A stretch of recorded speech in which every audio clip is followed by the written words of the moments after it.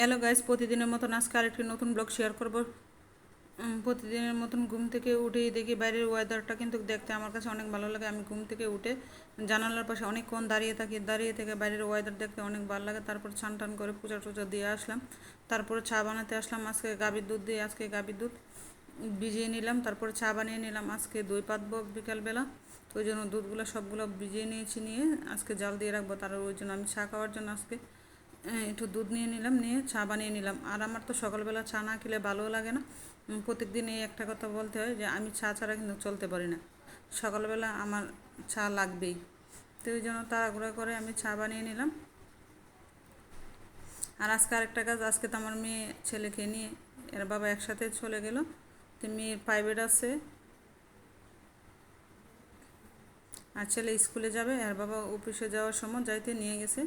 তো আমি আর সকালের দিকে আর বাইরে নিলাম না, আনার সময় গিয়ে নিয়ে আসবো, 12টার দিকে যাব। তো ওই জন্য আমি চা বানিয়ে খেয়ে নিলাম একা একা।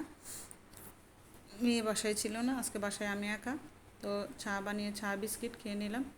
আর সকালবেলা তারা নাস্তা খেয়ে গেল, বিস্কিট কলা ছিল এগুলো, আর মিষ্টিও ছিল বাসায়, এগুলো খেয়ে নিল। আর তারপরে আমি দুপুরে রান্না করার জন্য আজকে পুঁই শাক দিয়ে পাগুড়া বানাবো, কারণ শাক রান্না করলে দেখা যাবে আমার ছেলে খাবে না। তো ছেলের জন্য পুঁই শাক দিয়ে পাগুড়া বানাবো। আর পুঁই শাকের পাগুড়া খেতে অনেক ভালো লাগে, আমার ছেলে পছন্দ করে, ওই জন্য ছেলের জন্য একটু পাগুড়া বানাবো। আর মাছের বোনা করব। আর ডাল আছে। তো এখন এইটুকুই রান্না বিকালে। তার জন্য আবার ডিম ভাজি করে নেব। তার ডিম আজকে সকালে তারা একজনও ডিম খায়নি, ওই জন্য রাইতে তার জন্য ডিম ভাজি করে দিয়ে দেবো। আর এখন দুপুরে মাছ দিয়ে খেয়ে নেব সবাই একসাথে, এই আর কি।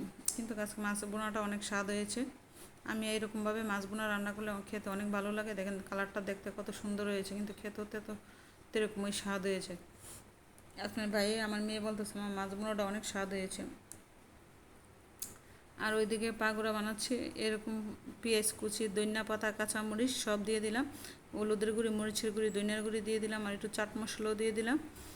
একটু চাট মশলা দিলে খেতে একটু ভালো লাগে।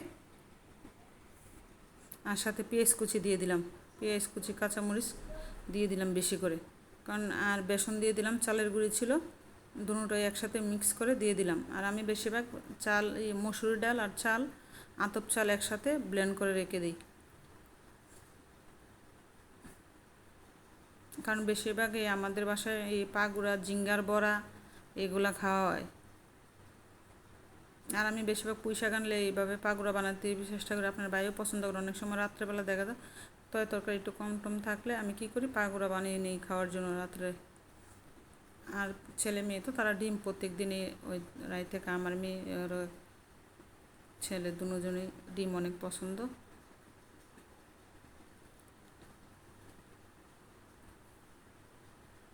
আর এই তো দেখেন আমার পাগুড়াগুলো। আর এই কড়াইটা নিয়ে কেউ কিছু বলবেন না, কারণ আমার ওইটা পুরান কড়াই, কিন্তু পুরান কড়াইয়ে রান্না করতে অনেক ভালো লাগে।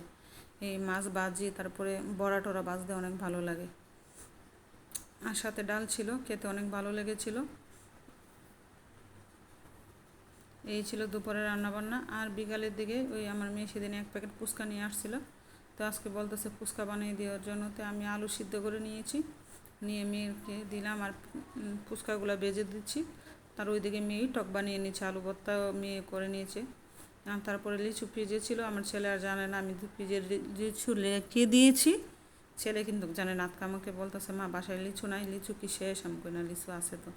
তারপরে লিচুগুলো আমি নামিয়ে দিলাম, ছেলেরে দিলাম, মেয়েরে দিলাম, তারা খেয়ে। কিন্তু আমার ছেলে তো লিচু অনেক পছন্দ করে। তো দেখেন না লিচুকে কী বলতেছে। তাই আমি বলছি তুমি কি সবগুলো লিচু খেয়ে ফেলবা? না,